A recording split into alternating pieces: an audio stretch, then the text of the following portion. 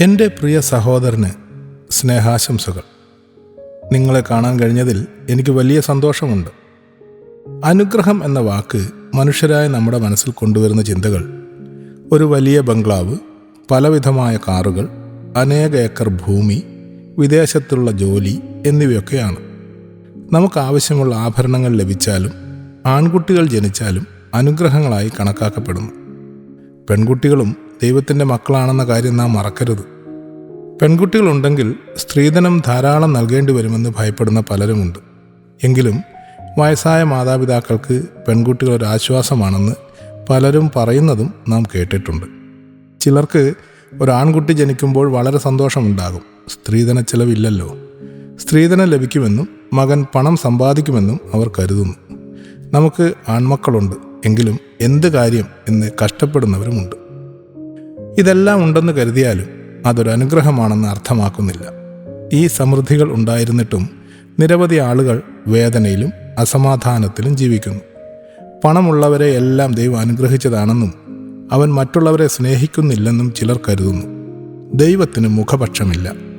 പിന്നെ എന്തിന് ഒരാളെ താൻ ധനികനായും മറ്റൊരാളെ ദരിദ്രനായും നിർത്തുന്നു എന്ന് കരുതിയേക്കാം.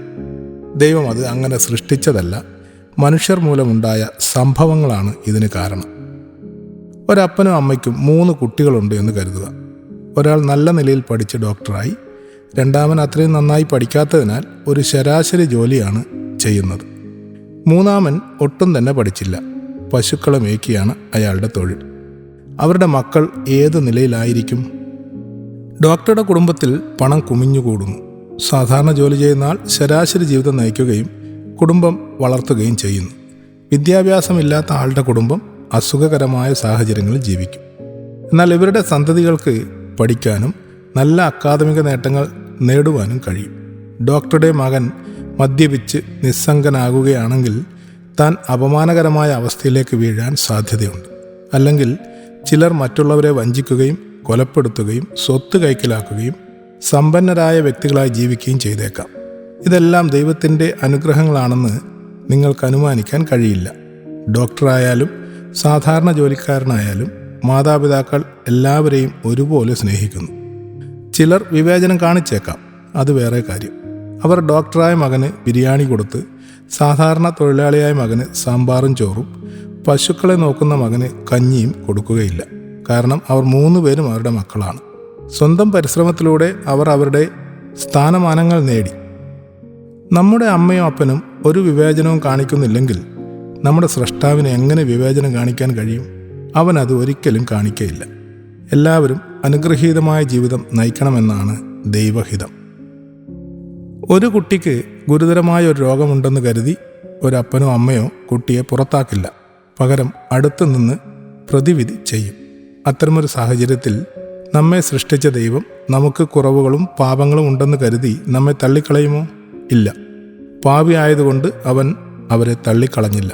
ഈ സംഭവം വിശുദ്ധ ബൈബിളിലെ ലൂക്കോസ് 5-ാം അധ്യായത്തിൽ വിവരിച്ചിരിക്കുന്നു. നമ്മൾ യേശുവിനായി എന്ത് നൽകുവാനെന്ന് നിങ്ങൾ കരുതുന്നുണ്ടോ? നിങ്ങളുടെ ഹൃദയമാകുന്ന വള്ളത്തിൽ അവൻ ഇടം നൽകുക. നിങ്ങളുടെ ആവശ്യങ്ങൾ നിറവേറ്റപ്പെടുക മാത്രമല്ല, നിങ്ങളുടെ ജീവിതത്തിൽ യഥാർത്ഥ സന്തോഷവും സമാധാനവും കണ്ടെത്തുകയും ചെയ്യും.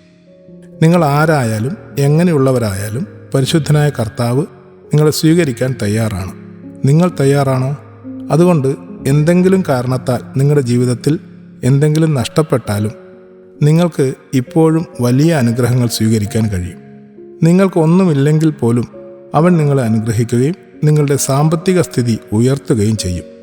ജീവിതത്തിൽ ഉടനീളം എല്ലാ ദിവസവും നമുക്ക് ആവശ്യമുള്ളത് ലഭിക്കുന്നതാണ് യഥാർത്ഥ അനുഗ്രഹം. ദൈവാനുഗ്രഹം വേണമെങ്കിൽ നാം ദൈവത്തോടൊപ്പമായിരിക്കണം. അതിനെക്കുറിച്ച് ഞാൻ പിന്നീട് നിങ്ങളോട് പറയാം. നമുക്ക് പണവും അനുഗ്രഹവും മാത്രം മതിയോ? എല്ലാറ്റിലുമുപരി നമുക്ക് സന്തോഷകരമായൊരു ജീവിതം ആവശ്യമാണ്. അതിനെക്കുറിച്ച് ഞാൻ എൻ്റെ അടുത്ത കത്തിൽ എഴുതാം. നിങ്ങൾക്കും നിങ്ങളുടെ കുടുംബത്തിനും വേണ്ടി ഞാൻ പ്രാർത്ഥിക്കുന്നു.